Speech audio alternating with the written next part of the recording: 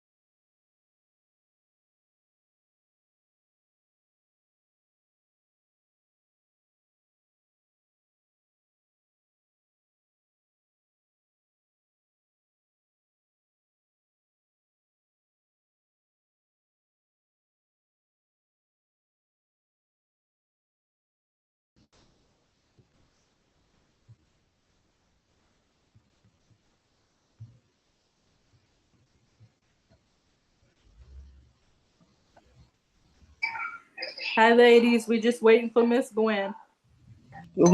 Good afternoon. Well, good evening. Where am I?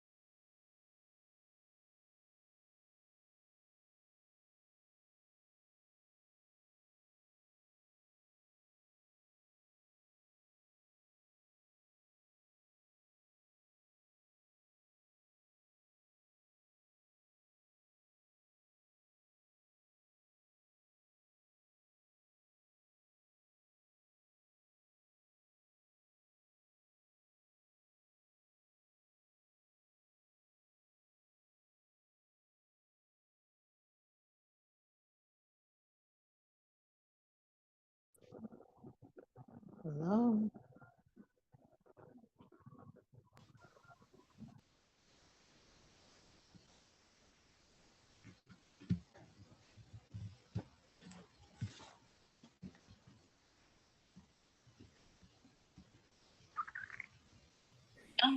Hi, Miss Gwen.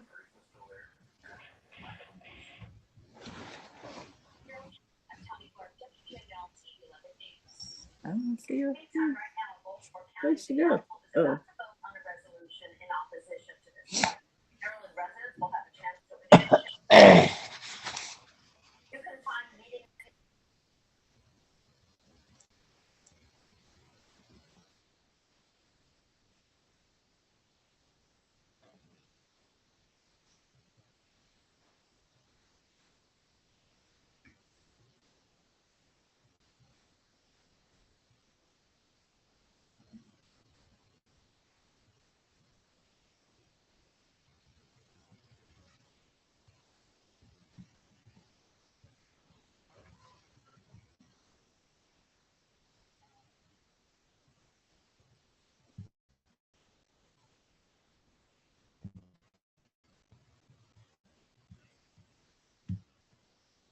Good evening.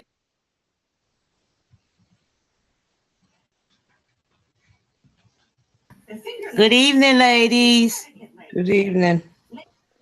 Good evening. Hello. Good evening, everyone. Good evening.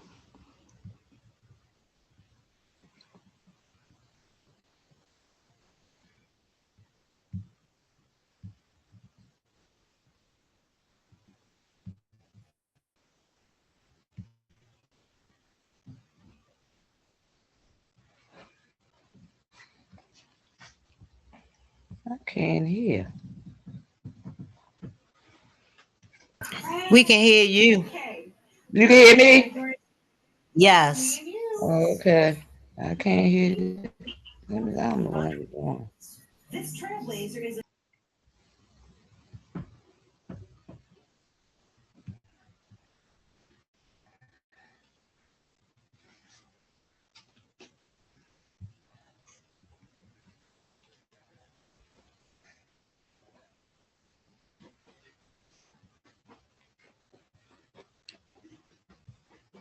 Miss Gwen, do you know you're muted?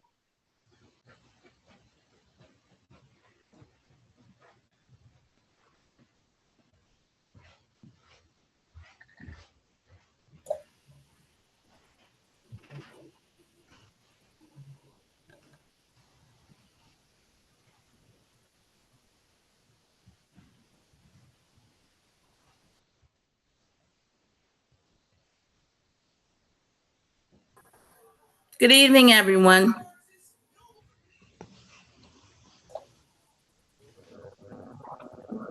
Good evening. Good evening. Good evening. Good evening.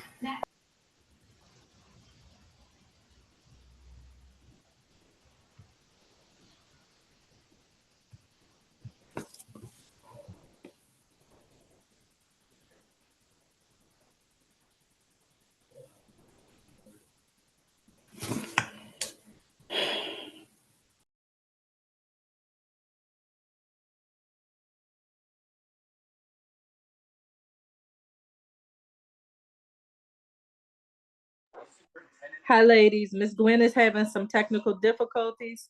She's going to log out and log back in and try again. Okay, thanks, Val. You're welcome. Thanks for the update. You're welcome.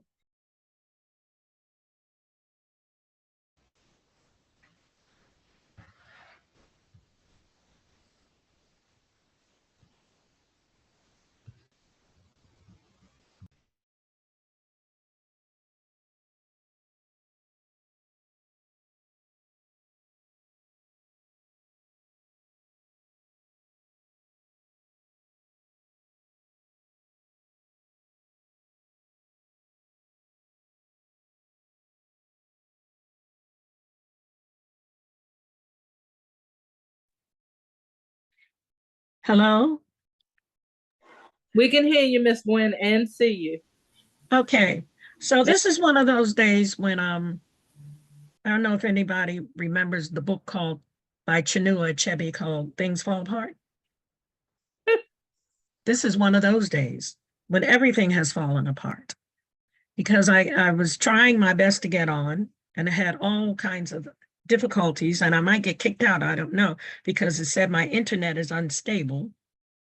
And I don't know what that means, except that I may be here and I may not be here. The other thing is that you all know I always have a PowerPoint and I always have it on a flash drive, which I don't have. Apparently it's on my computer at work because I wanted to make some last minute changes, but I always also send it to myself through my email if I'm at work working on it and I can't find it in my mail. So this is going to be a day that we're not going to have the PowerPoint, so I'm not going to be very organized, and I rely on PowerPoints to keep me organized.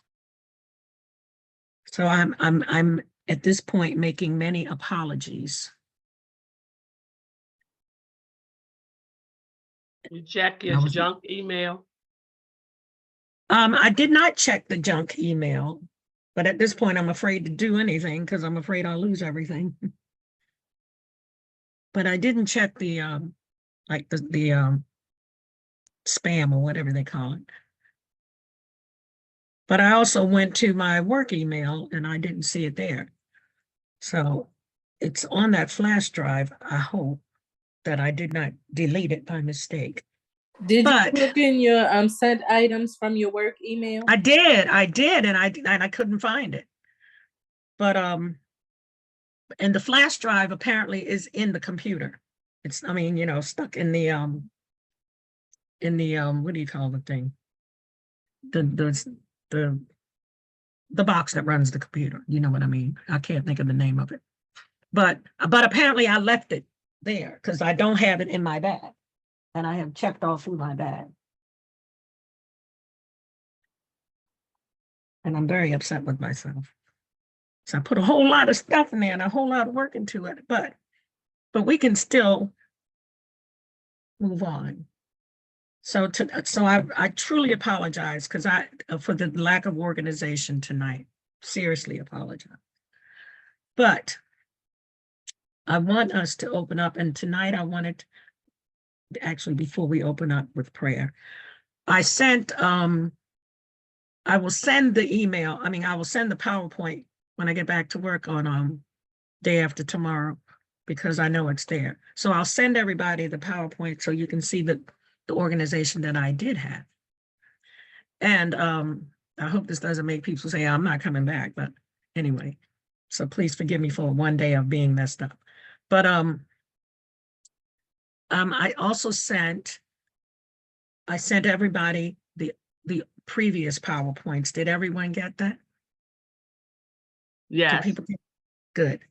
So Yes. that anything that you want to refer back to is there. Except the conversation, but the notes that I take when everyone gives me information are there too. But I also sent information about the rosary, because if you recall last week I said that I got a request to pray the rosary, which I had planned not to pray the whole rosary. Well, not to pray not even a whole decade, but I sent information about how to pray the rosary. Did everyone get that? I sent that out today. Yeah. So some people may not have seen it. Yes. And about how to pray the rosary. And I also sent something out that for people who might be real cerebral like me and get a little heady, about a question that a lot of people ask, is the rosary about Mary or Jesus? And I sent out a paper that talked about that highlighted the percentage of the rosary that is Jesus, the percentage that is scripture, the percentage that is about Mary. And I thought it might be interesting reading, because the rosary itself is about Jesus. mostly. But let us open up with prayer, and the prayer will be the Hail Mary, because that's what I had on the PowerPoint, that we would open up with just saying the Hail Mary. So, in the name of the Father, and of the Son, and of the Holy Spirit. Hail Mary, full of grace, the Lord is with thee. Blessed art thou among women, and blessed is the fruit of thy womb, Jesus. Holy Mary, Mother of God, pray for us sinners now and at the hour of our death. Amen. Amen. And so I am choosing the Rosary as the opening prayer. Choosing the Hail Mary as the opening prayer had to do with the fact that I wanted to talk about the Rosary, because the Hail Mary dominates the Rosary. The Rosary, the prayer is said, it's sort of like a chant. There's the repetition in there, and that repetition is saying those Hail Marys through each decade, 10 times through each decade, you say a Hail Mary. When you go open up the Rosary, you say 3 Hail Marys. So, and that's why that was the choice of the opening prayer, because the Rosary is dominated by the Hail Mary. The Rosary is a intercessory prayer. And what is an intercessory prayer? What's an intercessory prayer? We're all taught about it. So My when we understanding is when someone else prays for you. correct. So when you have someone else pray, someone praying for others, yes, it's an intercessory prayer. And who is the intercessor in the Rosary? The intercessor is Mary, because we have Mary as the intercessor to take our prayers to God, because the only one that can answer our prayers is God. It is a misconception, and it's not just Protestants that have this misconception. There are a lot of Catholics, particularly cradle Catholics, who have the misconception that that Mary is the one that's going to answer the prayers. But Mary doesn't have that power, because only God has that power. But we ask Mary to pray for us, to take our prayers to her Son, to take our prayers to God. And so it is a very, very meditative type of prayer. It's a wonderful prayer. I think I've shared, for me, when my daughter had her surgery, it was the Rosary that got me through those first couple of days when she had her transplant. But I just wanted to mention it, and I sent the additional information so that if you have the desire if you say, I think I might try doing the Rosary, because a lot of Catholics today have given up on the Rosary, but I think it's worth another try. And you know that they have certain days that are for specific mysteries. Today, Monday, are the joyful mysteries. And if you do the whole Rosary, if you were to pray it every night, by the end of the week, you've gone through Jesus's life and mystery and ministry. So that's where it's a very helpful prayer, because you learn so much from it as you are meditating on the words that we use to go to Mary. And so that's about what I wanted to say about the Rosary. So what did we cover this week? We are looking at the last 3 chapters of Genesis, and then the first half, well, pretty much the first half of Exodus.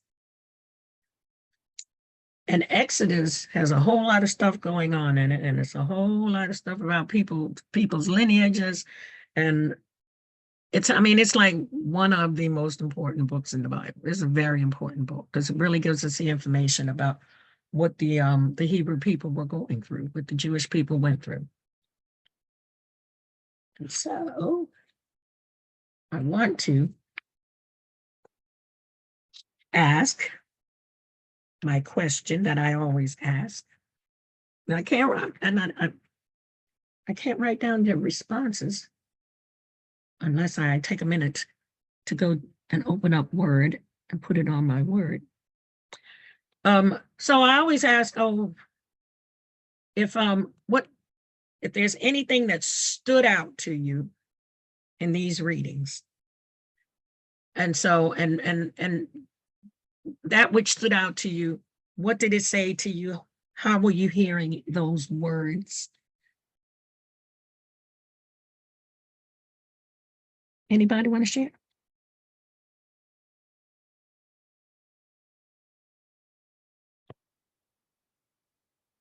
No one wants to share. There's nothing in it that stood out. LaShonda, are you raising your hand? You can just unmute yourself and speak up. The midwives stood out to me. The midwives who refused to, they were told to kill all the newborn boys. And they were saying the women they're so strong, they deliver before we can get there, is what they told Pharaoh. And of course, that's one of the favorite, the children's Bible stories. I think many of us, if you were raised in church, you remember the baby being floated down the river, and the princess finds the baby. And so that just has a fondness for me. But I guess as a mother, you see it differently, like how much trust that she had to have to be able to hide this baby for these months and like put a baby on the water and say that, whatever's God is going to do for him, I've done all I can do. So now I'm going to send him and God has to take it from here. Okay, so you actually mentioned two things. Yeah, that the Moses story, which I find such an incredible story, because Moses's mom and his sister really, really did plan that out beautifully. And that kind of, for lack of a better word, that kind of manipulation of people's reactions to things, and because that's they were banking on how Pharaoh's daughter, how anybody would react to this baby in a basket. They were banking on that and staying, the sister staying there and looking at this to see who's going to take her. And then, should I one of the Jewish women to come and nurse him? That was just incredible skill working that out. I was totally impressed with that. And the midwives Pua, and what's it, Shifra, something like that. Shifra, thank you, because I need it in my face. So I'm a little lost without my PowerPoint. But those two midwives, they're because that was one of the things that I pulled out in mine.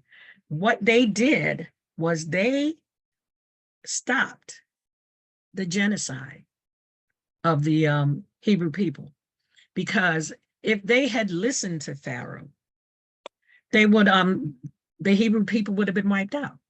Kill all the males. You don't have any males, so there's no procreation going on. But the other thing that I find interesting, and actually I'm going to tell me to hold my thought and come back to it. Anybody else have something that stood out to them in these readings that they want to share?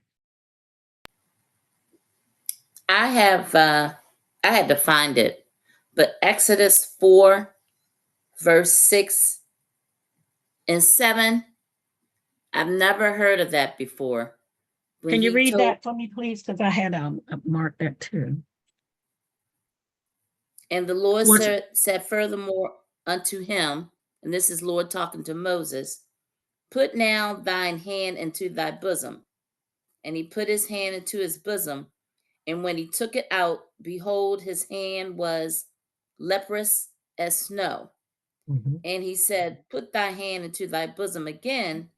And he put his hand into his bosom again and plucked it out of his bosom. And behold, it was turned again as his other flesh. So he put his hand in his bosom. He had leprosy. Put his hand back to his bosom. His hand was normal. I've never heard that and because all those things that he kept telling Moses to do were fascinating as all get out to me. And what stood out particularly about that one to you? So he was saying further, if people don't believe what he's saying, to do that, to show the power of God, the healing power of God. And so with all those different things, that's what it was, to impress the people and to the point where they should believe what he was saying. Because if you recall, Moses was God spoke to Moses. God spoke directly with Moses. God got to know Moses. It was just like, the previous generations. God spoke to Abraham, God spoke to Hagar, but God really, really, really spent a lot of time with Moses and got to know who Moses was. And so Moses was apprehensive himself. And so how did God get Moses' attention?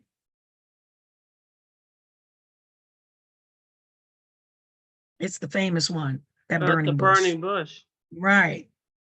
God got Moses' attention with that bush that was burning, but not being consumed. Now, put yourself in Moses' shoes.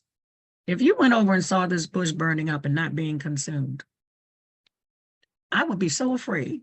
I would be curious, but I would be so afraid because it wouldn't make any kind of sense to me. And so can you imagine Moses? So it's like, okay, God's trying to talk to you. So God, you weren't paying attention enough. God definitely figured out a way to get your attention. And so that was what God was doing with Moses, right? Because God told Moses to go and talk to these people, go and talk to your people. And Moses said, what if they don't listen to me? And Moses doubted himself too, because he said, I'm not good at speech. Please use my brother. And so God did use Abraham, but God said, but you're still going to be the one. You're going to be the main one. And so Moses couldn't get away from being the main one. He didn't speak as much as I think I gave the wrong name, but his brother's Aaron. But he let Aaron be the speaker. But like I said, Moses was the main one, and he had Moses do all these different things to prove to the people that God was talking to him, and to prove to the people that he was special. But what happened when he went to talk to Pharaoh? Because God was using Moses to communicate with Pharaoh.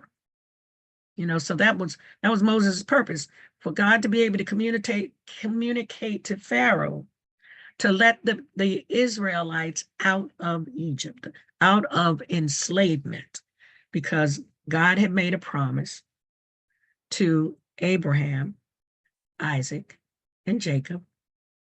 And God saw that they were suffering, that the Israelites were in Egypt and they were suffering. That enslavement, as they were talking about, as I'm doing my reading, and they're talking about how they were using these Israelites, and I know I'm rambling a little bit up, I went a little bit off, but how they were using these Israelites to build their country up, to give them that labor, and how they were treating them bad. And then Pharaoh got upset because they multiplied. And they multiplied. And they multiplied to where there were more of them than there were Egyptians. And that is why Pharaoh was so upset with them and so mean to them, because he wanted, and that was also why Pharaoh wanted to commit the genocide, because he wanted to get rid of them, because he was afraid that they would be so numerous that they might wage war against them. But when they were talking about all of this use of their bodily labor, of that physical labor, I could not help but think about slavery, slavery in the United States. Well, about the use of Black bodies in order to build this country, the mistreatment of Black bodies, as soon as the breakup of families. It just made me think so much of the slavery that our ancestors had gone through. And I don't know if anybody else thought about it, but my mind always tends to go in that direction. Miss Gwen, in the group, Yes. my mind goes in that direction too. And I specifically think of in the southern regions of the United States, but also in the Caribbean, in islands like Jamaica and Haiti, And particularly in the islands, slavery was so much more brutal because they really just did not care if they worked people to death, because it was just like, we'll get more. They're coming, like, we don't have to, we're not even trying to keep these people alive because the bodies are so populous, we'll just get more bodies. Mhm. But in the southern colonies of the United States, like South Carolina and different ones, if you will, when they started to realize we're outnumbered, like we brought all these people here and they're going to revolt. Like we can't continue to get away with what we're doing, because they're like the slave codes and things became more brutal when they got more scared about, we are so far outnumbered. We're going to have to treat them harshly so nobody gets any ideas about what's going on. And then Haiti, because of the brutality, they were actually successful at the revolt. And people here in the know understood what that was about, because it was so many of them, like they were able to revolt. But aside from the connection to our heritage piece, I went over this with my kids one morning, and Moses always stands out to me because of his speech impediment. And he said, I don't speak well, I'm not good with words, so on and so forth. And my middle son has a pronounced stutter. As he's gotten older, he's able to, navigate it and mask it better. But that's why we were talking about Moses one morning, and we were this week. And it's just like, God called Moses to do something that he didn't have the skill set to do. And in God's infinite mercy, when Moses kept complaining, no matter what God said, I'm going to give you someone to help you. I'm going to tell you the words to say. I'm going to give you the sign. And every time Moses just kept saying, well, get somebody else to do it. Get somebody else to do it. Not me, Lord, I can't. And like, look how merciful and patient God was with Moses, even though Moses kept saying, I can't do it, with God saying, but I'm going to equip you, but I'm going to help you, but I'm going to show you how.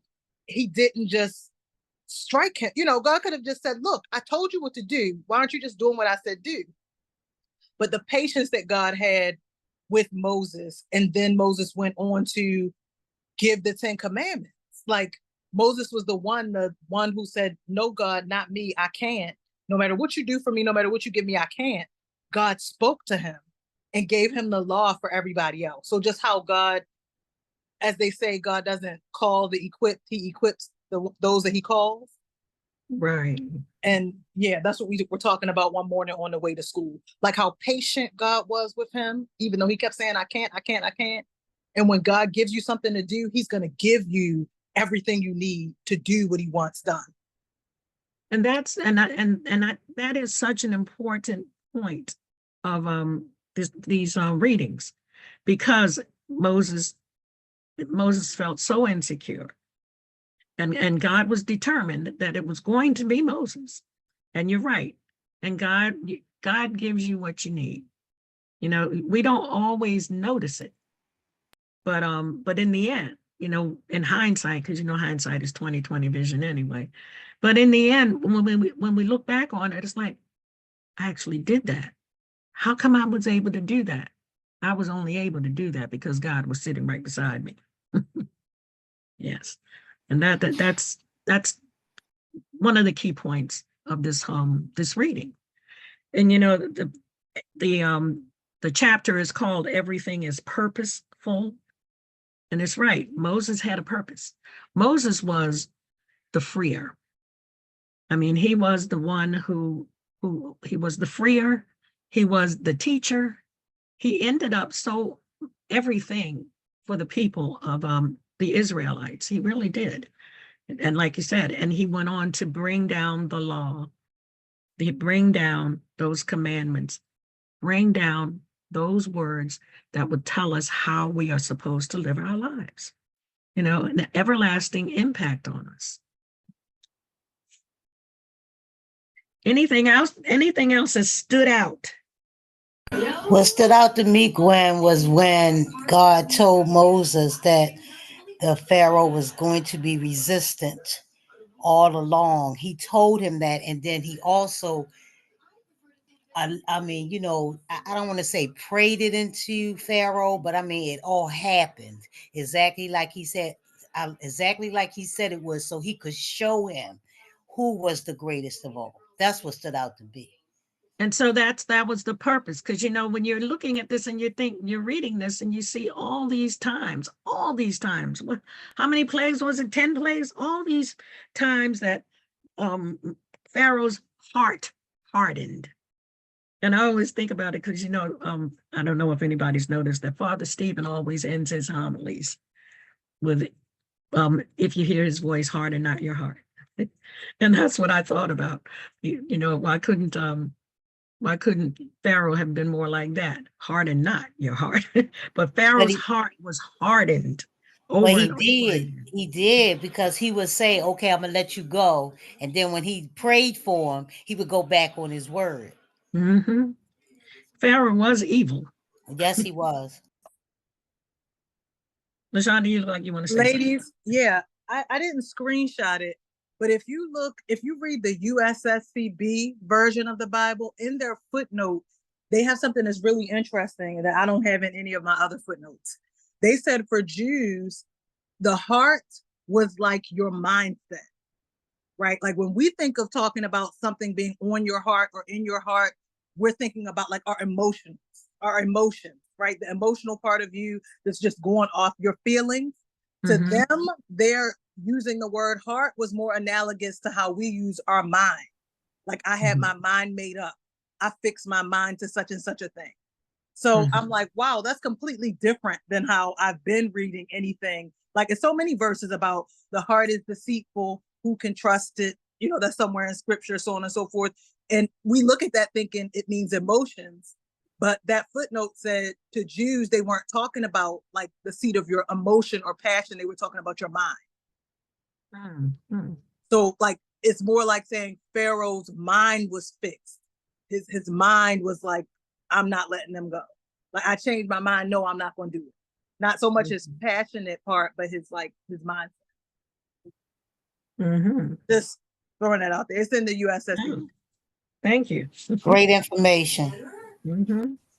Yep. Anything else that stood out to anybody? I do love those midwives, though.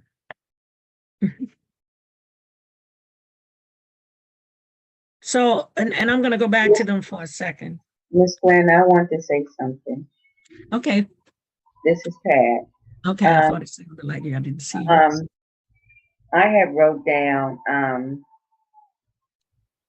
when God told Moses to go to the elders and tell them, and go to them and tell them who he was, because I'm coming in late, so this may have already been said, because they didn't know God, only their forefathers really knew who God was. But he made it a point to tell Moses to tell the others. I was not aware. He made a point to tell the others. God said, when you leave, you will not leave. You will not go empty-handed. And so, what he told them to do was take all the silver and the gold, all the clothing. Now this is starting early. He haven't even did any miracles or anything. He's preparing them to get their stuff packed up now, so that when the time comes, you don't have to worry about packing it up. You'll already be packed. And that was in I wrote it down. It had to have been in 4.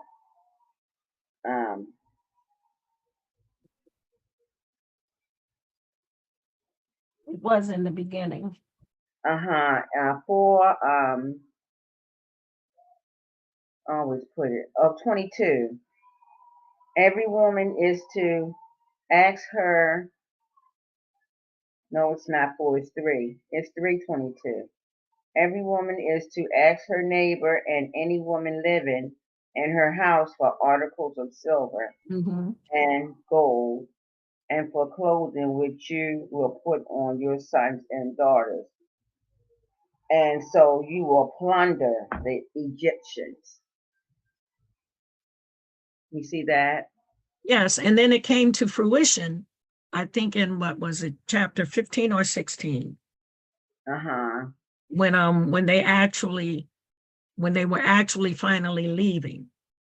Because they were able to leave. Because if you recall, at one point Pharaoh said, "Go, but leave your your livestock." And then and Moses said, "Well, that makes no No. sense for us to leave our livestock." And then when he finally let them actually go, they had collected all those silvers and all Yes. that gold, and so that Mhm. they were able to have everything. They had all of their family members, they had their livestock, and they went out.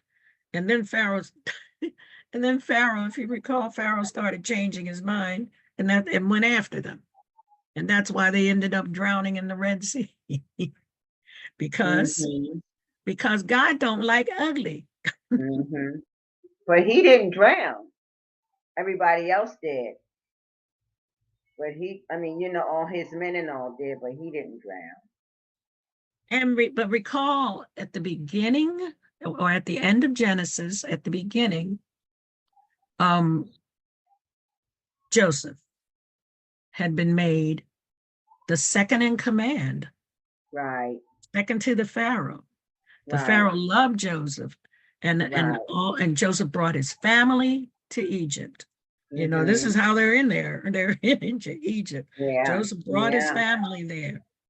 And Yeah. the Pharaoh loved Joseph so much that his family was able to survive very happy and become very rich.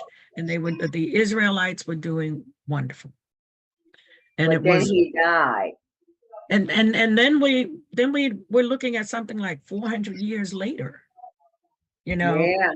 Yeah. there's this new Pharaoh who has no recollection of this in his head, and he was just mean. He was very Right. mean, and Because he he was didn't. afraid. Yeah. He You was. He know, was afraid. He was very afraid because he said, "It's so many of them. Suppose they get with our enemies and overtake everything. We have to do something." And right, that's when he made them slaves, all of them slaves. right. And that also makes me think again of the United States Uh-huh. because they were Uh-huh. in this country. Uh-huh. The powers the ones who were in Uh-huh. charge, were so afraid of the Mhm. people that they had enslaved that they Mhm. would not educate them.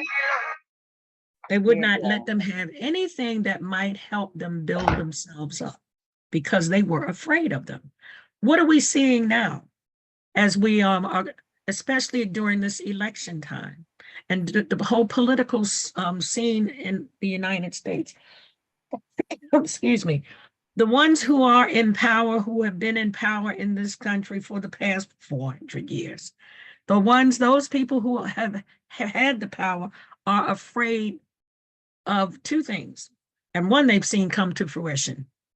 They're afraid of Black people, Black educated people, or I should say people of color, because they're afraid of anyone that's they're afraid of Hispanics who are educated. They're afraid of yellow skinned people who are educated. They're afraid of native red skinned people who are educated. So those who don't look like them who have been empowered, because even the females, they're afraid of females who are educated, empowered, because they are seeing themselves being moved out of these positions, and it terrifies them.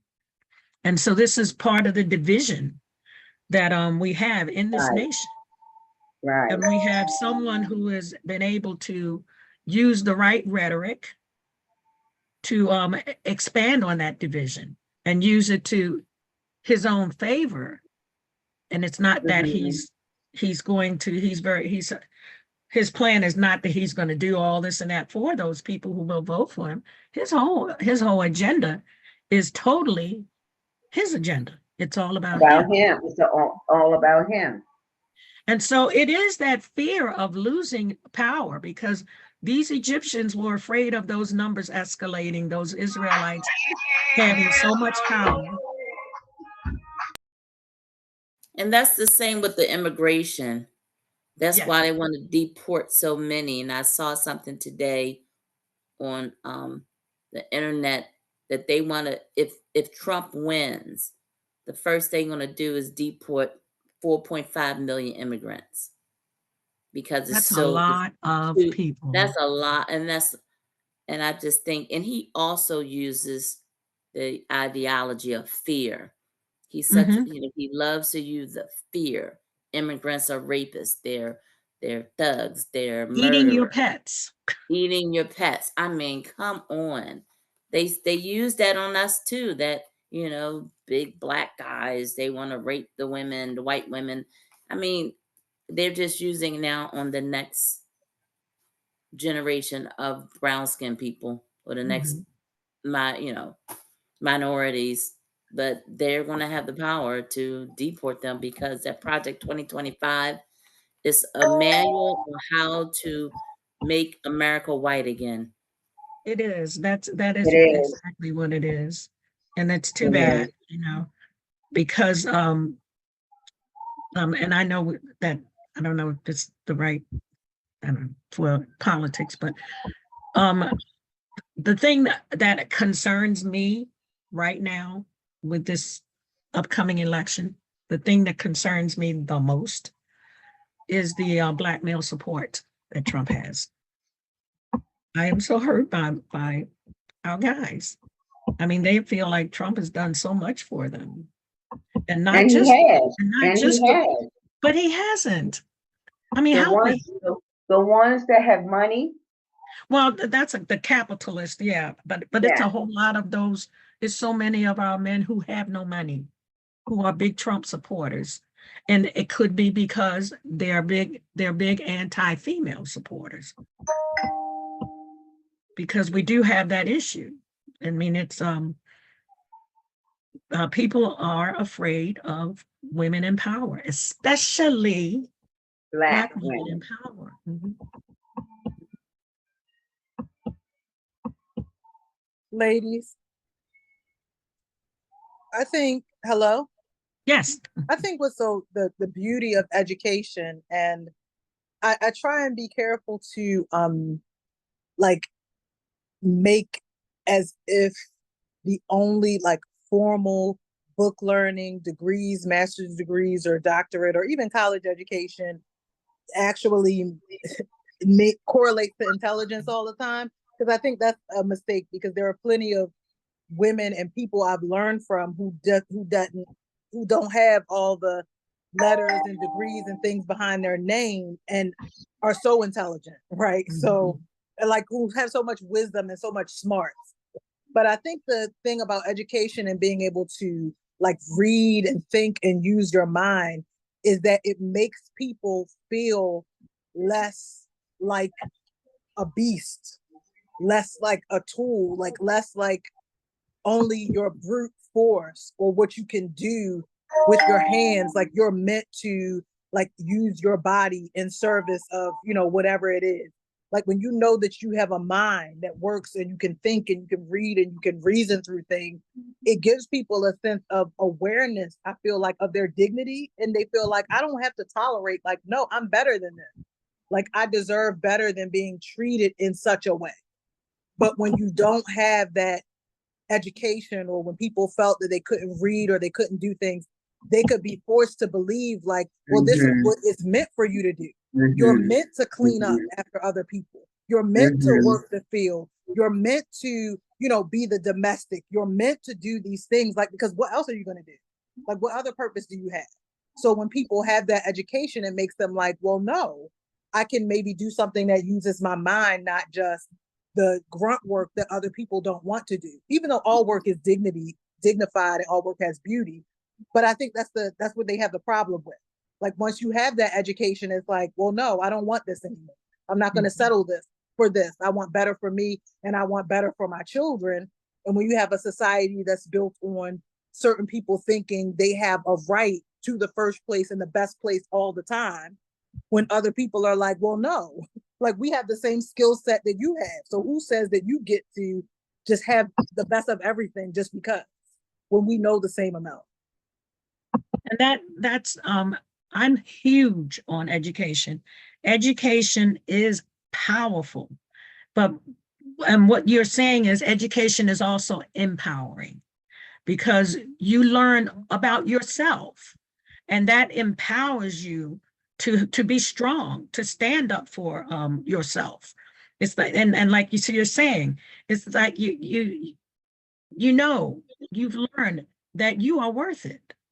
Because when you don't have the education, and I agree, it's not just having all those letters behind your name. It is being educated at all the different levels, because we all know plenty of people who are street educated, who are very smart, and they themselves are like Moses. They start feeling like, well, I'm not very eloquent, but but then they learn when they go out here and try to do. And I have this person in my head who I always go to, and I tell this person, because this person doesn't have all those degrees and all that, but I always tell this person, I learn so much from you all the time. This person has their own business. And then, and this person has so much street smart. And I always want this person to share their knowledge, the things that they've learned through living with the young people that I have in my presence all the time. And I don't think they'd mind me giving their name, but I'm just gonna, since they're not here for me to ask, But yes, it means so much to me to be educated. Any other characters that stood out to you? Because I have one that I'm holding on to, but I want to let everybody else, if anybody has something that they want to say. So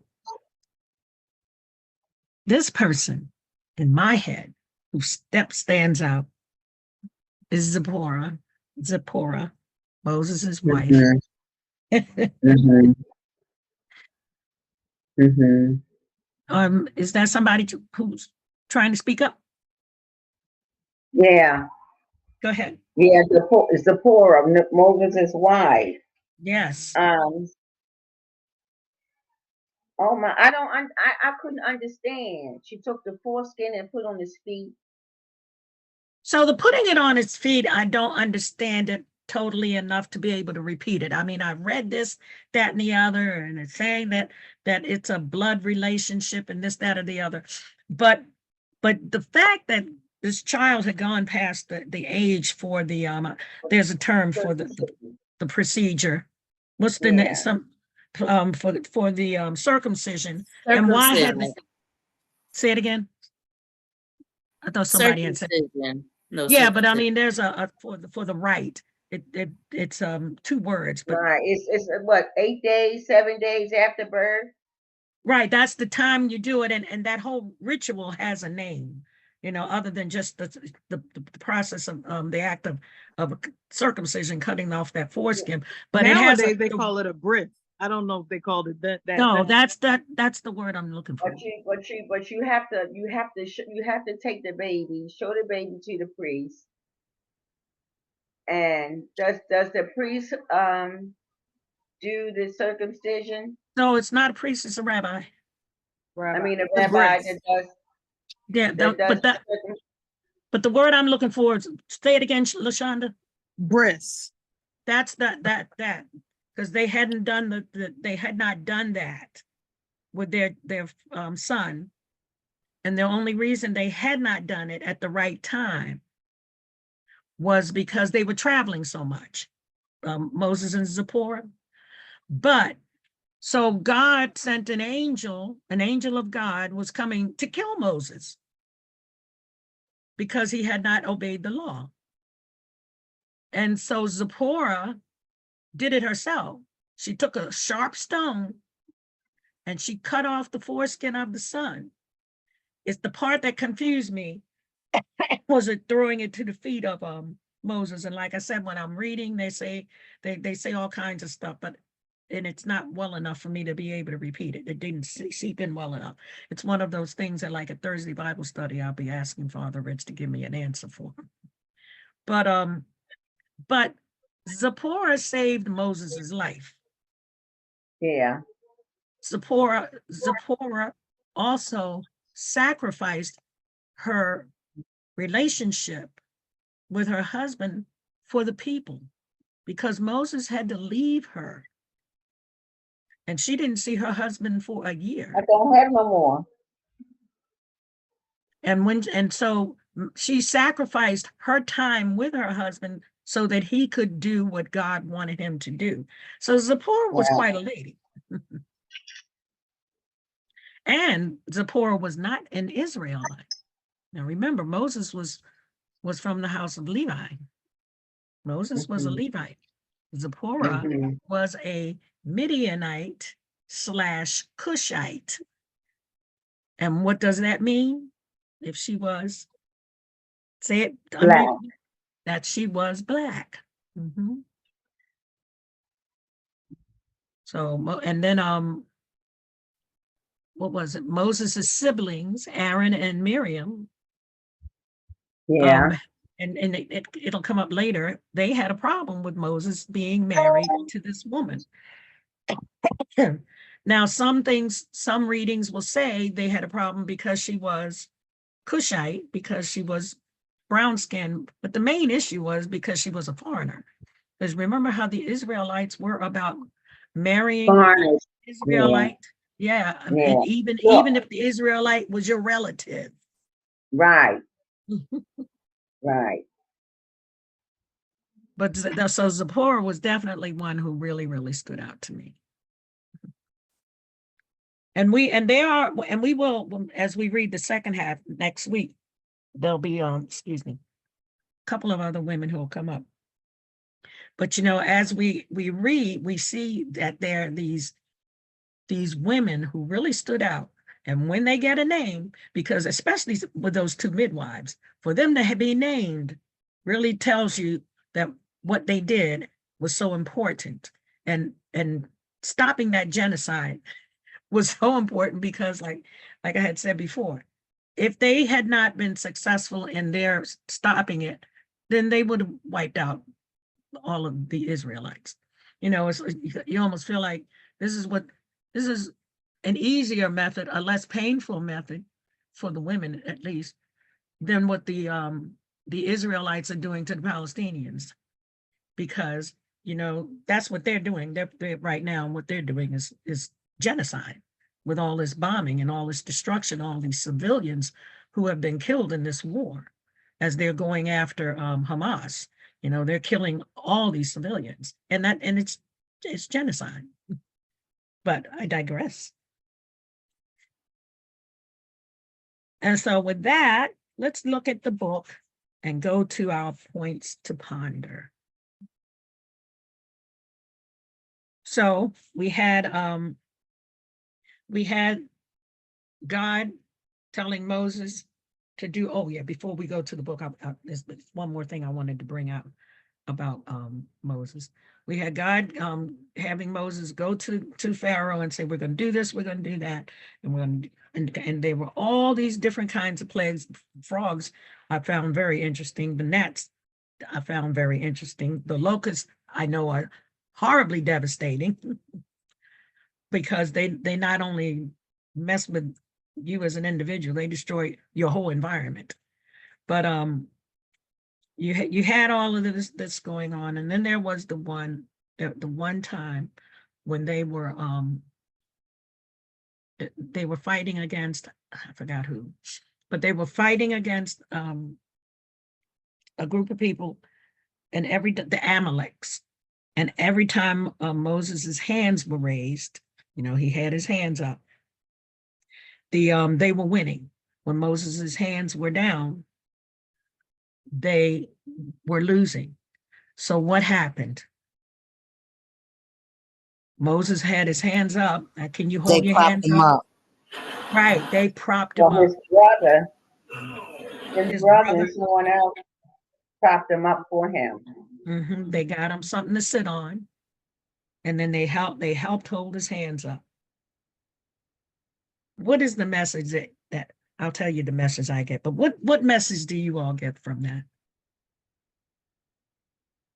I, What message do you get from that reading, that part? I see it as when we lift our hands in praise and keep our eyes on Jesus, he will be there to help us win our battles. And so Jesus is going to be there to help us. And I see it as us helping each other too. But it's that help word for me that's so important, that we can't do it all alone, that we need assistance. And the greatest assistance we can ever get is from everybody, Jesus, right? But we help each other. And I call myself a socialist Democrat, because I really do believe in things like universal health care. I really do believe that we were put here to help each other. I think that, because what did God say to his first peoples? And he said to do what? Go forth, Love one another. love one another, and through that love you do what? You make babies. We multiply. Multiply. Right. So we can't be alone. So God had a single man who needed company. Didn't want him to be alone. God let Adam choose all these animals. Is this one going to be your partner? Is that one going to be your partner? Because he knew he needed a partner, because man shouldn't be alone. The animals, they are 2 by 2 because they need each other. We need each other. God put us all here to be here for each other. This is Gwenny speaking. That's my feelings. And that is God wanted to have something to love. And when he made something for himself to love, he gave us all something for us to love. And that's why we're supposed to help each other. But anyway. And so that's what I see. It's the help, that help word. We help each other. They were helping Moses by holding him up. God is right there to help us. That's the ultimate helper. And God in the form of Jesus for us Christians. So let's go on to page, what is it, 12? Everybody have your book? Points to ponder. So we're looking at purpose. So we know what Moses's purpose was. Moses had a definite purpose in life. He had something that he was supposed to do. And it was and it's carried out more and more.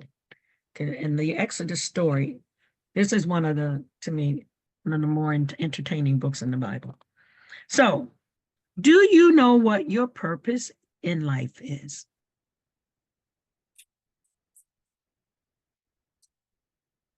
Anybody?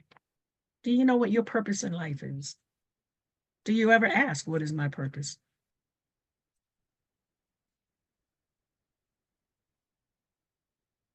Nobody? I'll answer. Okay.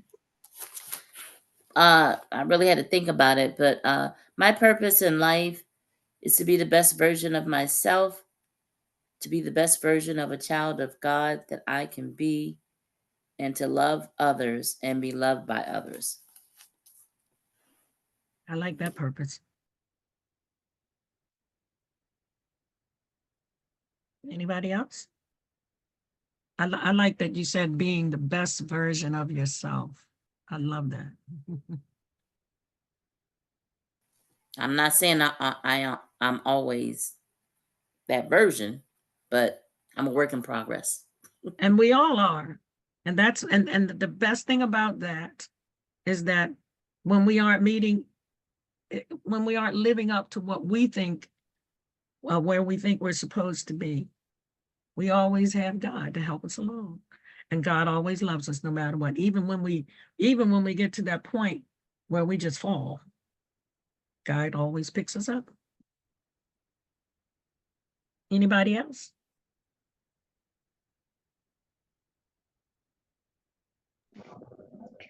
I was just thinking, as far as the word purpose is concerned, sometimes people think that purpose is a destiny.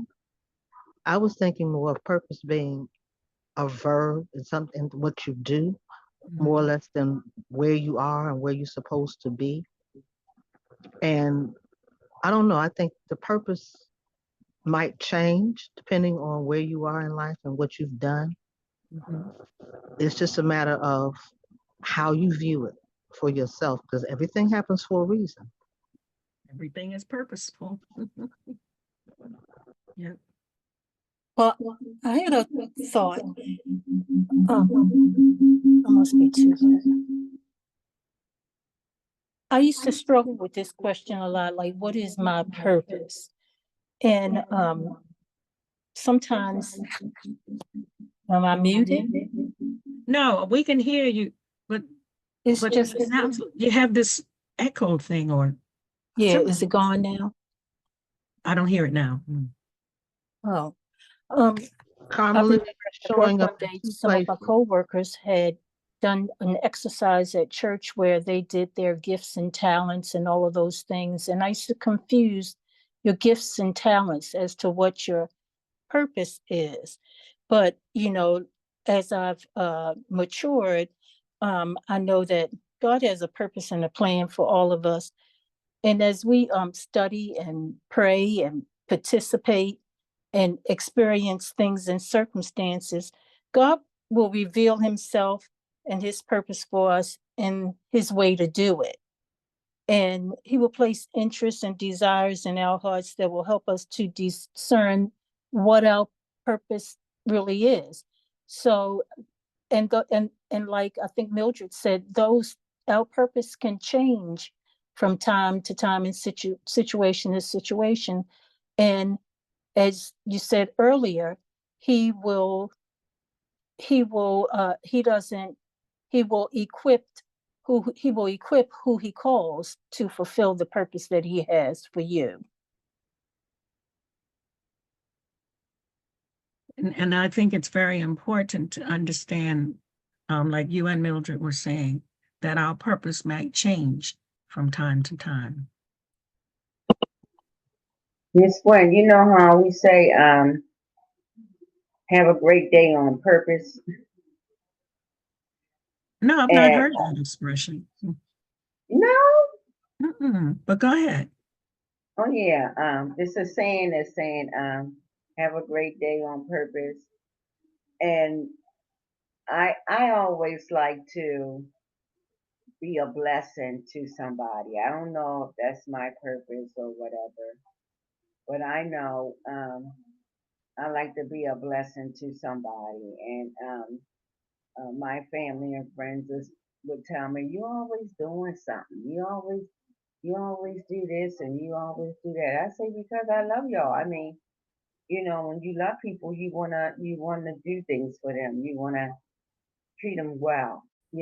Not that I'm a rich lady or anything, but like I have a couple of people that I send out our daily bread to every every 3 months and keep them in our daily bread, or I'll send them a card saying I'm thinking of you, something like that. And I think my purpose is just to uplift one another. And that's a wonderful purpose. I think is very important to be able to uplift one another. I'm not going to share my feelings until everybody said theirs. Anybody else have a purpose that they would like to share? So I have, it's a couple of things I want to say, because I'm always, I think somebody else was saying, I always had a problem with this question too. And when I saw it, and I'm like trying to figure out, well, I don't know what to say. I don't know how to answer this question. But and I always did. But I always thought that my whole purpose for existing was for those two girls of mine. I always wanted to be, I was the biggest tomboy in the world, the biggest tomboy in the world. But I always wanted to be a mom. And so when I got, when I got married and had my, had family, even though I had a miscarriage before I had the family that I had, I thought that this was the ultimate. I have these two girls. This is my whole reason for existing. And then I lost them. And then losing them, I just felt like I had no purpose whatsoever. And so, but in so many different ways, God keeps telling me that I have a purpose. And as you said, it changes from here and there, but I always end up with a purpose. Whether it's to be a caregiver, because I was a caregiver for my baby when she was sick, and I'm a caregiver for my sister because of her disabilities, and it just comes naturally. When I was as a teacher, I love teaching, and so as a teacher, that's extremely purposeful. But but then there are all these other little things. I've got these feral cats that I take care of, so they're part of my purpose. That they get fed, that they get fed every day. Me and the guy next door and the lady around the corner take care of these cats. That's another purpose for us. But one of the biggest compliments that I got for being who I am, but then doing what I do. And I said, well, God put me here for this reason, to help, I'm here. This is part of my reason for being there. A student of mine, and I don't know if I shared this with anybody, because I may have shared this with you, LaShonda, but a student of mine, a former student, now she's graduated from college and she's doing, she's teaching. My sister switched schools, and my sister is now at the same school where she's teaching. And when Sarah met my sister, she said, oh, I know Miss Mullen. My sister is Miss Mullen, but she was talking about me, Miss Mullen. She said, because I was a science teacher, she's a science teacher. She said, oh, I learned from the best. She said, but Miss Mullen not only taught me the science, but she taught me empathy. And that, for me, was the most wonderful compliment that I ever got from a student. And I said, okay, that was a purpose. I was put there to help guide this young lady into having empathy. And if you don't have empathy, in my opinion, you just can't function as a human being. You need to be able to be empathetic. So that was sort of like my answer.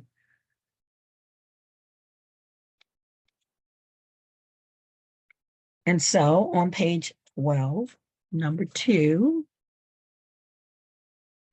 and this is a really, you have to really dig deep into your memory. Can you name a time when you knew your purpose was to help someone else complete their purpose? And how did that help? How did you help that person? Can you think of a time when you were there for somebody else?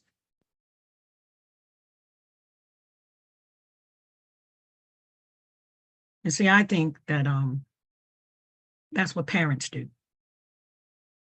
Parenting is helping these young people fulfill their purpose, or learn how to fulfill whatever purpose is set out there for them. That's part of what parenting is all about. That's also a part of what teaching is all about. Yes. Are you Even if missing you it, don't Mildred? know. Yeah, even if you, no, I'm not.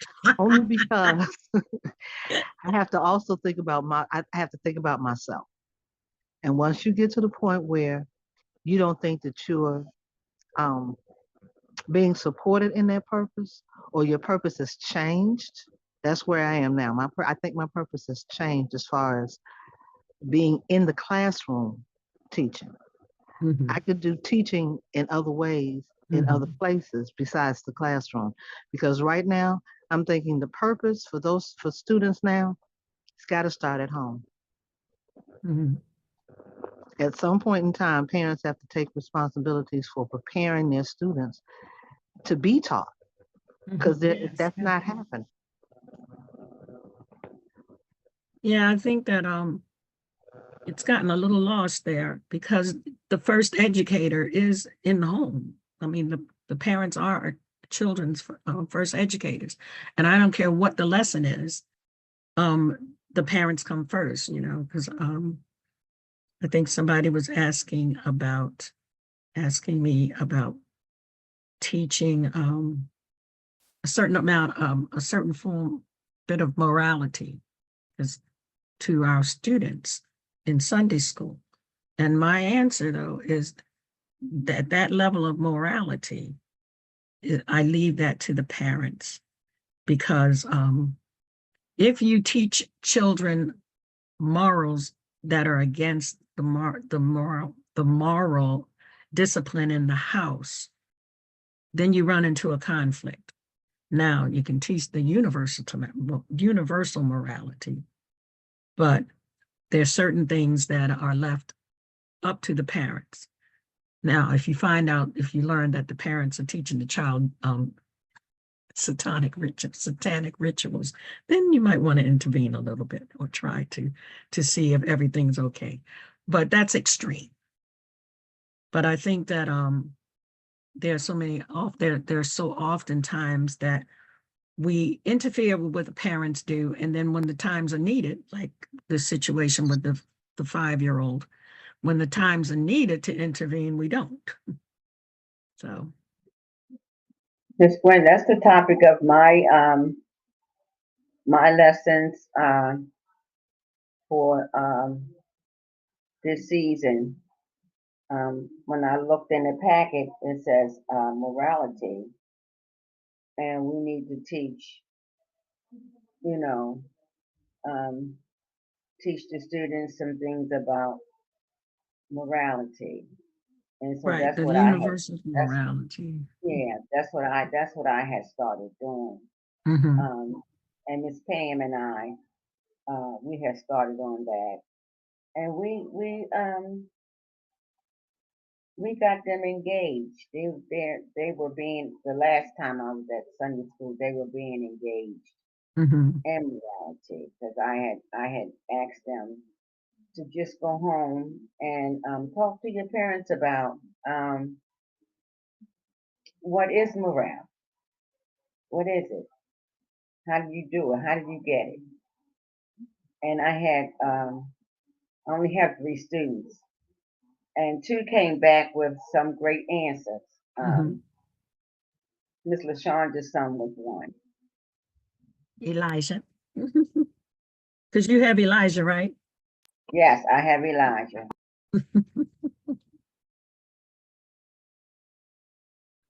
But that's why I say, because it is it's not as bad as walking a tightrope, but you do have to allow the parents to be part of that, because it is very important Yeah, for the yeah, young I people told to your parents. understand Yeah, that what their parents are saying to them, and that they have to, and it's one of the commandments, to honor thy mother and father, and they have to understand that.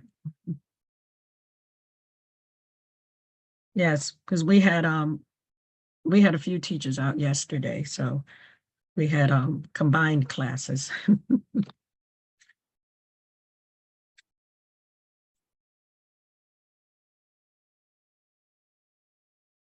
Let's see. Sometimes fear can, I'm looking at number 3. Sometimes fear can hinder us from stepping forward to help others. Can you remember a time when you didn't step forward to help someone with their purpose? And what kind of hindrance was there in place? And me, I couldn't think of specifics. Anybody have something that they want to add to that?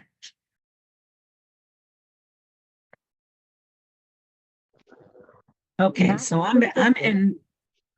Does somebody want to say something? Yeah, I was going to say, this is Mildred, not specific, but in general, as teachers, that was another problem that I had being a teacher, not being able to intervene with those parents, that where you saw there was an issue, that the children weren't being taught certain things, Mhm. and not necessarily wanting to impose my belief on them, but at the same time knowing that what they were saying wasn't right, and how to navigate letting them know that without stepping on parents' toes.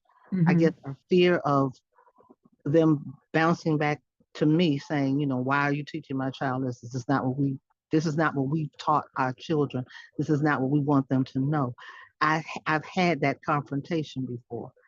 So that fear was in me to say, okay, I can't overstep my where's my boundary? Where do I stop? Where do I start? How do I intervene, or do I intervene? And that is where the tightrope is. Yeah. Mm-hmm. Well, Because you do have to be careful. Go ahead. I feel like in a secular school setting, that's like in public school, and I taught in public school, like that's kind of a different thing, right? Like some things for public school, it's like for our purposes, for our rules, what we do, what's appropriate here, that's what we do because like that's our classroom culture here. And this is what the school rules say and so on and so forth. But sometimes I do feel like with church and with Sunday school, or even just the church in general and homily, sometimes I feel like there's a lot of like tiptoeing around people's individual like inclination and opinions on things, where scripture says what it says about a certain issue, the catechism says a certain thing, like theology of the body says a certain thing, like it's there, it's laid out. So what I would probably take more offense to is if my kids came home telling me that they learned about something in Sunday school that is in conflict with what scripture says, and is in conflict with what's in the catechism, or is in conflict with what theology of the body says. But like if it's in these founding like guides for our faith, I don't see how you can get upset about like this is what our faith teaches. This is what the church teaches. If they're at church, that's where they will hear that at church, right? So I don't expect my kids to come home and tell me that like I can just make up my mind about this particular thing when the church has already said this is our opinion on it. Like, right? Like, and I understand, like, well, let's talk about sex, for example. Let's say the church, of course, says sex is created for, the Catholic Church says man and a woman, a husband and wife to enjoy. It's a gift for the husband and wife to enjoy. All right, they come home telling me that that's what the Sunday school teacher said to them. Then that makes sense. That is okay. I'm fine with that. But if they come home saying that the teacher said, well, it's up to you when you're an adult. Hopefully you wait till you're 18 and then you decide what you want to do. It's like, well, no, but that's not. And I know that everybody has to make their own decisions about, will they actually do what catechism says? Will they actually, that's a different thing. But I'm just saying, if it's there, if it's spelled out, if that's what the church teaches, I don't understand. Like, if I have them sitting there in Sunday school, it's because I expected that's what they would get taught. Mm-hmm. So I don't understand how people could be upset about somebody teaching them what the church believes. Why would they be getting taught something else at Sunday school? And it's like you say what the church believes, and you're saying and then they say, but because this is what kids do, and then they say, but what if I'm so and so age, and I can make up my mind, and that's when you say this is a conversation that you would have to have with your parent, because it would not be, we would not be in a position where we're supposed to say that when you get to a certain age, you can make your decision. That's not for us to do. That to say what the church says, but if they say, well, do you think we can? Then it's like, now you need to have this conversation with your parent about that, and remember that your parents love you, they know you, and they're going to guide you in the way that they see is best. I mean, this is where, for me, when you get to a certain level, you have to bring the parent in there. It has to be that it's between the teaching, because the role in the Sunday school is to teach. The churches stand on something, and even that, some of you have to make sure that teachers are teaching, the churches stand on it, because sometimes sometimes the church's stand is misinterpreted by people, and you have to make sure that the teachers are teaching the church's stand. Since we've been doing the Ten Commandments. Okay, whoever is speaking, can you mute, please? Because I don't want to do the mute all thing. But we're doing the 10 Commandments on the Thursday Bible study. And we're reading these commandments, and we're also reading with the catechism. We're doing it from the catechism of the Catholic Church. And it is so deep and so broad and goes in all these different directions that we get into so much conversation, and it's great conversation. But it also, to me, reinforces the fact that when we're teaching this stuff to the kids, we have to make sure that we have the parents as part of what we're teaching, because it can go in so many different directions, and we ourselves go in so many different directions, and bring each other together. I mean, any of you that don't get to, because you're at work, I'm retired, or I'm semi-retired, let's put it that way. And I get to be there. And that's one of the reasons I wanted Thursdays off too. Because when I took my job, I said I wanted Tuesdays and Thursday off for two reasons: because of my sister, and I did not want to not be able to be at my Thursday Bible study. But if any of you are off on a Thursday for whatever reason, join that Thursday Bible study at 11 o'clock, because it is so good.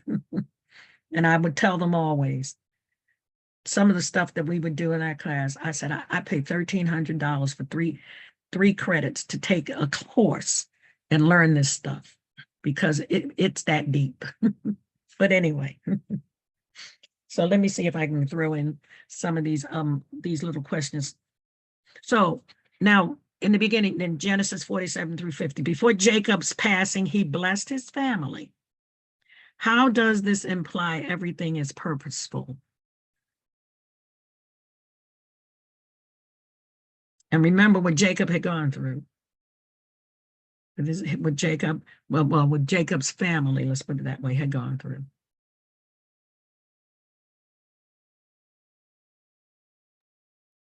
That all that Jacob endured, all the many betrayals of his brothers and the pain and everything, Jacob was where he needed to be, when he needed to be there. And that pain and that suffering, through it, God blessed and kept so many other people. And then the business with his family was tied up in the end. Yeah, I agree with that, because the whole purpose of all that betrayal, because there was a lot of betrayal going on, but the purpose of all that betrayal was where they got to in the end, because they really prospered. And they really came together, because remember, when Joseph was the second head of Egypt, and had his father bring the whole family, what did they say, it was about 70 of them, that they all came into Egypt with him. And from there, they prospered. And they prospered very well for those 400 years, until that new Pharaoh came. I think there could be a separate Bible study really on that whole Jacob saga, because I think so many of us in this day and age, I know it's touched my family, I'm sure it's touched many other families, so much estrangement and pain and things between family members and siblings, and so much stuff happens when matriarchs die, when patriarchs die, like so much bitterness, so many things, and how that is never rectified and reconciled unless people can forgive folk who are not sorry. Like Mhm. it's not going to be reconciled unless you forgive folk who are not sorry, and they might not ever be sorry, but your forgiving them will bless so many other people, because a lot of what his brothers did initially was out of fear. They didn't feel bad about what they did for Jacob. They were just doing the things because they're like, well, what if he does something bad to us? So, but even in that forgiveness for people who didn't earn it, ask for it, none of that, look how it blessed so many people beyond his brothers. Right. And it's really funny when you say that, because my sisters and I, and we were just talking about this Thursday. It's hard for us, it's very hard for us to understand families who are estranged, families who don't talk. I'm telling you, we were so poor, and it was just, it's hysterical when we get together and talk about it. I mean, it's so funny. It was so, because it was so ridiculous. We shouldn't have been as poor as we were, but we had nothing, and I mean nothing, but we had each other, and we were as tight as glue. We were so close, and we still are. And because of what we are, if there was a way we could have changed what we went through, we wouldn't do it for anything in the world, because we would be some completely different people. So, all that we went through had its purpose. It made us extremely close. And so it's very difficult for us, and almost everybody we know has some kind of estrangement in their family. But we don't, in our immediate, the six of us, we don't have any of that. And it's so it's very hard for us to see it. And because all we have is this, even when we're angry with each other. And of course we get angry with each other, but we never stop talking to each other. We talk to each other every day. And even the in-laws, like, because the three sisters, you know how we women are. We have to approve everything because we're the boss. We're the bosses. So I have three brothers and three sisters-in-laws.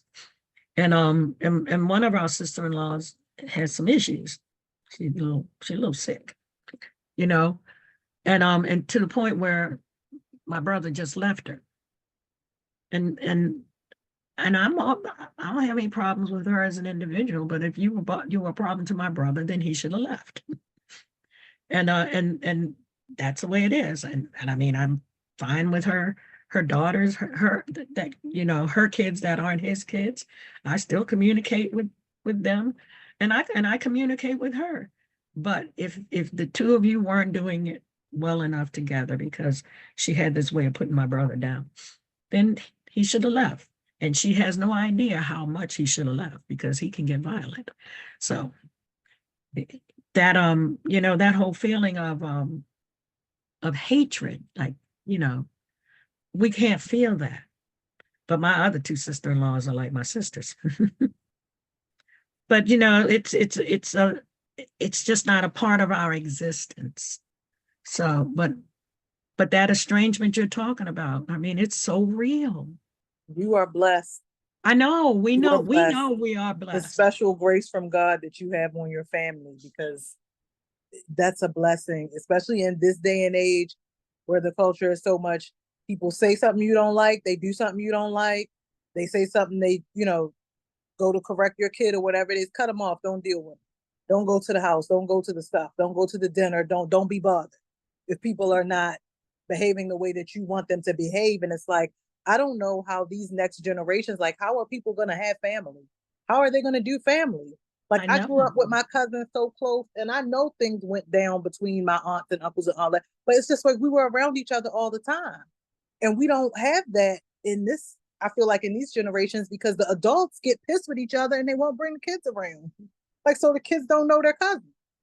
And they're teaching the children the hatred. And it's a heartbreak to me when I look around and see it. It's very sad.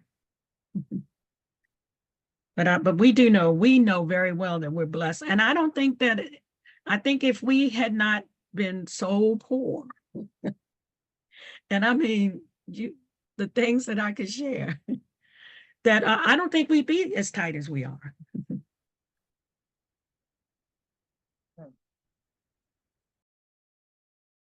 So let me see. I just want to ask one question on here.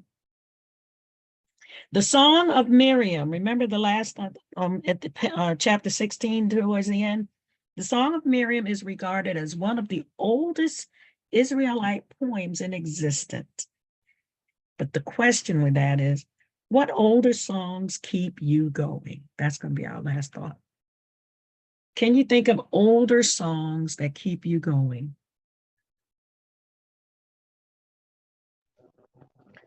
We've come this far by faith. That's a good Lead one. me and guide me. Yeah.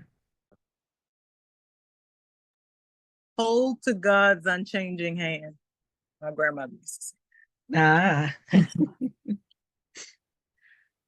A song for me, and this is a song my daddy used to play all the time because, you know, my daddy was a DJ, so he used to play it on the radio on his gospel show all the time. It's by James Cleveland, and it's called Peace Be Still. It's such a wonderful song. And it's just, all you have to do is just that word, peace be still. I like Blessed Assurance. That's Yeah. one of my favorites. Yeah. Old His song. eyes on the sparrow. Oh, yeah. Gwen, who was your father, please? The radio My DJ. daddy was Bill Sparky Mullen. Oh, okay. Yeah, he had he was on WSID. Him and Uncle Kelson Fisher, they were on the radio Oh, together. wow. Mhm. And he was also, I mean, he started out on WSID and he went on to WANN and I can't think of the other one. But he had but he started out with a rock and roll show. And he did the morning show, got the kids off to school, because he always played Chuck Berry's up in the morning and off to school. And he was big James Brown promoter. He called James Brown his little brother. They were pretty close. But yeah, Daddy was a DJ. And I mean that's why I love music so much. We always heard music. We always heard music. Daddy had a room in the basement that was wall to wall records. He did record hops. Anybody old enough like me to remember the record hops? I do. I remember. Yeah. Places like the Crystal Ballroom and some of those other places. Yeah, he did the record hops and I always shared this with my students because they were familiar with the movie Hairspray. And I said, the Hairspray was about the Buddy Dean show. And I said, I know about the Buddy Dean show because I had firsthand experience with this because they had one day a month or something like that, that was colored day. And my daddy got to be the DJ on some colored days. And on those days, my sister and I could go and we could get to dance on the Buddy Dean show. And it was, you know, just like in the movie Hairspray, because that's what it was all about. Yeah, my sister danced on the Buddy Dean show. Mm-hmm. Yeah. Is she an older sister? She's got to Yes. be. Yeah, because she's got to be in my generation. Yeah. Yeah. So, you know, we I mean that was the world we grew up with. And then at the record hops, Nettie and Nettie's my older sister. We used to get our allowance by doing coat checking at the record hops. It was a good world.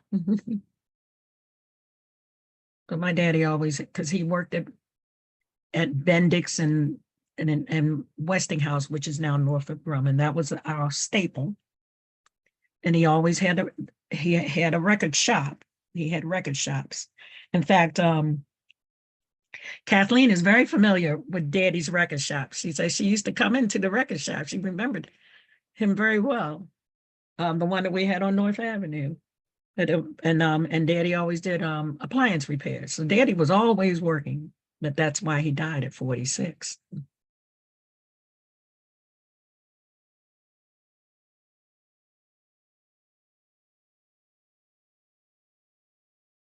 Okay, dokie. So I guess we ought to pray out. And next week, I promise you I'll be organized. I will have my PowerPoint. This week, like I said, I'm living Chinua Achebe's book. Things fell apart. Oh, This let me looks good, put out Miss a little. Gwen. What's that? This looks good because we didn't feel like we were so behind. Sometimes the PowerPoint is like so much stuff to do, it kind of feels so big. This was more laid back. Yes, it was. And I wanted to, and I'll do this next week, talk to people about the possibility of 1 day or 2 days and that we might meet face to face. I've had a couple of people ask me about that, but we'll talk about that as a group next week. Yeah. So, oh, look at the The other hearts. thing, Miss Gwen, the other thing, everything happens for a reason. Yes, it does. Everything is purposeful. Exactly. But I'll send out when I go back to work on Wednesday. I'll send out because tomorrow is my Nettie day. Nettie being my older sister, so I take her, I transport her to and from dialysis. But anybody volunteer to pray out? Okay, I'm a simple prayer person. Father God, thank you for bringing us together. Thank you for helping things work out in spite of me having things fall apart, but you're always there to take up the slack for us. And I really, really, really appreciate that, Father God.